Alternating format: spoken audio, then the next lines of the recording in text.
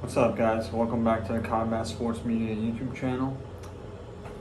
In this video, we're going to talk about, break down, and give out a prediction for the upcoming Julio Cesar Chavez Jr. versus Jake Paul cruiserweight fight. Now, as most of you guys already know, Jake Paul is scheduled to fight Julio Cesar Chavez Jr. Now, this will take place at cruiserweight. Just like all the other fights that with Jake Paul. As far as Jake Paul is concerned, he's a disciplined fighter. He has a great team around him.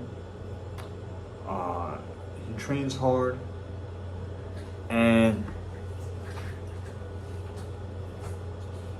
he has a big right hand.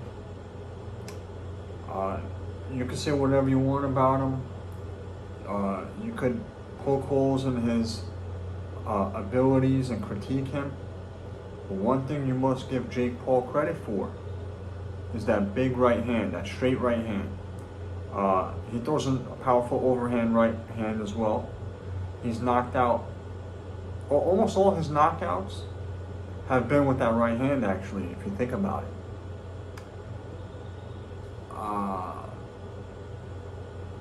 Now, Jake Paul fights out of the orthodox stance, and he tries to work off the jab and establish the jab. That's the first thing he usually tries to do in the beginning of the fight. And his footwork is not the best, but he can move around the ring a little bit.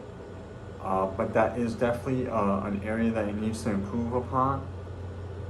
However, the money punch for him is obviously the right hand, and he has to be set in order for him to throw it in a powerful manner. He doesn't seem like he's going to be he's not one of those guys that is going to knock you out backing up with that straight right hand. At least not as of yet. I haven't seen that in him as of yet. I could be wrong.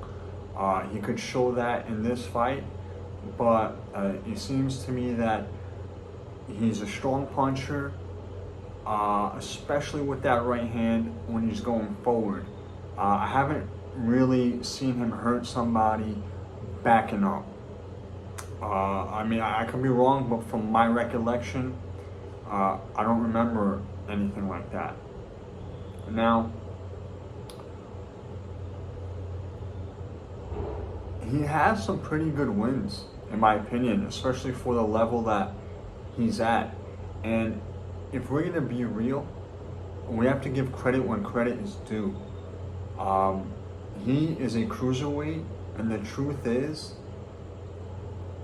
his resume for the amount of fights that he has is actually way above average than almost any other cruiserweight you could think of when you look at their first 10 fights. Because I don't exactly know how many fights Jake Paul has, but it's got to be under 10 fights, something like that. And for the amount of fights that he has, the competition is actually much better than 90-something% of all cruiserweights out there when you just examine the first 10 fights. I mean, he has wins over the likes of Anderson Silva, in under 10 fights. And you can say what you want about Anderson Silva not being a boxer, but guess what? Not only is he arguably one of the best MMA fighters to ever live, but he actually is a boxer. He had professional boxing fights before he even went into the UFC. And not only did he become one of the best MMA fighters to ever live, if not the best, but he made his bread and butter from striking. And I know MMA striking is different than boxing, but it's still striking at the end of the day. So you gotta give credit where credit is due. Again, I'm not saying Anderson Silva is an elite boxer, but he's way above average. You have to put that into perspective. And ironically, Anderson Silva already beat and defeated Julio Cesar Chavez Jr. before he even fought Jake Paul. So by the time Jake Paul fought Anderson Silva, which I actually believe is a fight he lost, I believe he got gifted a decision. I believe the Anderson Silva should have walked away with a decision win that night, but whatever. But nonetheless, it was a great experience for Jake Paul and his development. But I do think he lost a close one that night against Anderson Silva. However, Anderson had already beaten Julio Cesar Chavez Jr. before that. And not only did he beat him, but he looked like freaking Roy Jones in that fight. Yes, Chavez Jr. made Anderson Silva look like Roy Jones. If you don't believe me, just look at the fight. Watch it. I'm sure it's on YouTube. I'm not exaggerating. He made him look like a freaking elite, world-class boxer with crazy athleticism. He looked like Anderson Silva from like 10 years ago. Even more. It looked like Anderson Silva with his athletic abilities from 2009. It's truth. And here we are years later, and I'm supposed to believe that Chavez actually has a chance, a legitimate chance of beating Jake Paul? Get the fuck out of here. You gotta be kidding. And on top of all that, this is the same guy that hasn't won a single big fight. Aside from Sebastian Speak, when he won the paper WBC middleweight title that they stripped Sergio Martinez from. And by the way, he arguably lost that fight too.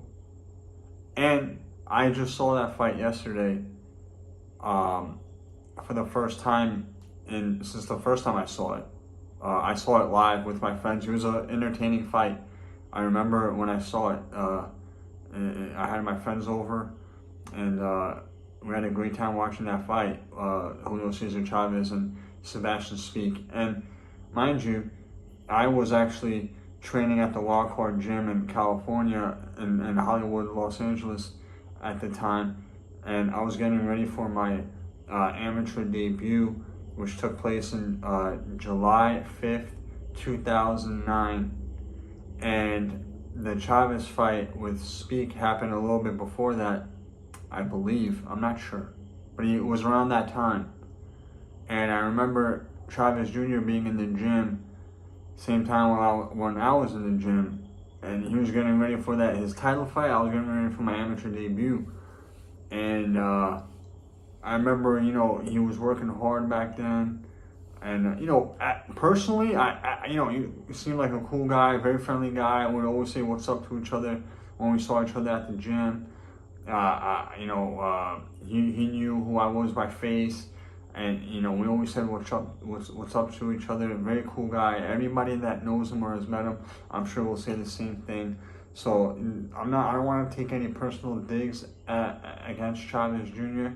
I wish him all the best. Like I said, we did train in the same gym at a certain point in time, and I actually hope he wins. I hope that he does pull it off. I just gotta be real, you know what I mean? And the truth is, I actually believe that Jake Paul would beat that version of Chavez back then, to be honest with you. And just look at the Sebastian Speak fight. He looked like shit, and he fought like shit, but he was just too big and strong, and was able to overwhelm Speak down the line and get a close decision win, which he, again, arguably lost, or should have lost, I should say. But that was a very close fight. But if you were to take Jake Paul and put him in against that guy on that night, like this current version of Jake Paul against the 2010 version of Julio Jr., I think Jake Paul would still probably end up winning, because Julio, even at that time, was so easy to hit. You practically couldn't miss him, and Jake Paul is a devastating puncher with that right hand. So I could just see that straight right hand down the line, can't miss all night. I just see Chavez eating that shit all night. And don't get me wrong, Chavez has a great chin, always had a great chin, but he doesn't have heart and he don't got defense. And this Jake Paul will arguably be one of the hardest punchers he's been in the ring with. Not only is Jake Paul a legitimate light heavy / cruiserweight, but he's a power puncher at that weight. I mean, Sebastian Speak back in 2010 when Julio fought him at 160, not only was he an extremely light puncher for the weight, but again, it was at 160. Now this is at cruiser, and he's fighting a devastating puncher when it comes to that right hand for cruiser. And I don't care who you are. If you're a cruiserweight, you're going to give Jake Paul respect when it comes to that right hand, you know? And I think Julio is going to be too easy to hit. Well, he is too easy to hit, especially when it comes to a guy that can really crack with straight punches. And that's what Jake Paul is. He can really crack with that right hand. Great style matchup for Jake Paul.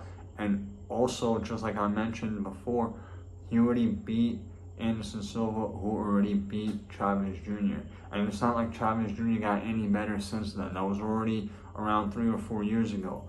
So, and look, I know the triangle theory doesn't always work in boxing, but when it comes to this situation, I think that's definitely how it's going to go down. I expect a clear decision win for Jake Paul, or a stoppage. You know, if Jake Paul stops him in any way, shape or manner, whether it's by knockout or by Chavez Jr. just giving up, or what have you, I would not be surprised. So it's going to be a Jake Paul win by stoppage or by a clear decision, because Julio is not going to be able to take those clean right hands over and over again throughout the night. And there you have it, folks. More to come soon, and I appreciate you all. God bless. See y'all soon.